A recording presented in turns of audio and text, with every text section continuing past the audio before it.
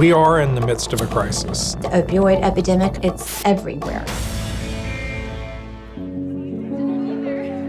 So Carrson was 19 at this time. We really thought that he was doing great. He was really following the rules of the house. So this one particular weekend, he had said, hey, I would love to go over, to a friend's house.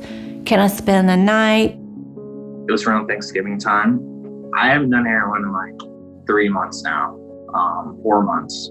And I go straight to this girl. I'm like, hey, I'll buy you heroin if you can give me some right now.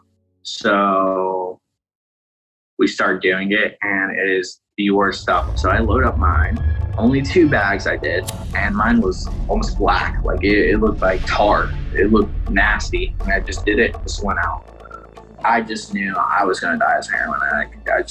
I was done. 2 o'clock in the afternoon, we got a call from the hospital, and I never will forget that phone call. I woke up on side of I-95. I'd overdosed 3 times before this, but this was by far the worst one. I definitely got a hot bag, and I had no tolerance, so I just went straight out.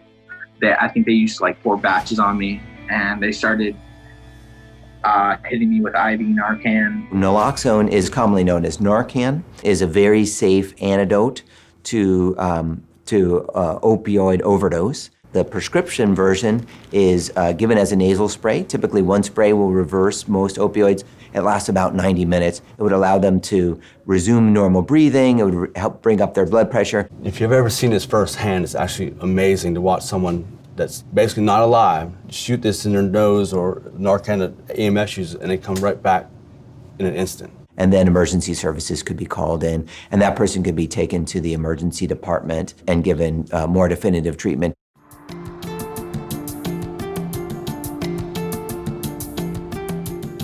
And ideally identified if they have an opioid use disorder and referred for treatment. The next morning, I told my mom, I was like, all right, send me to rehab again.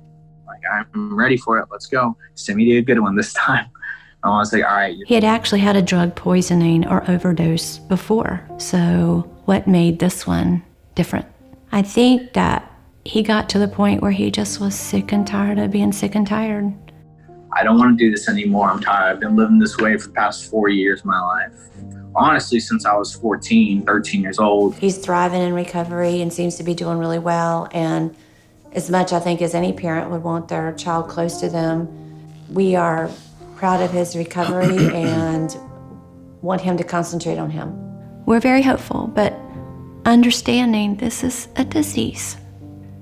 And there's been many stories who have had years in recovery, and they've had a return to use, which is why we are grateful for each day. We take one day at a time.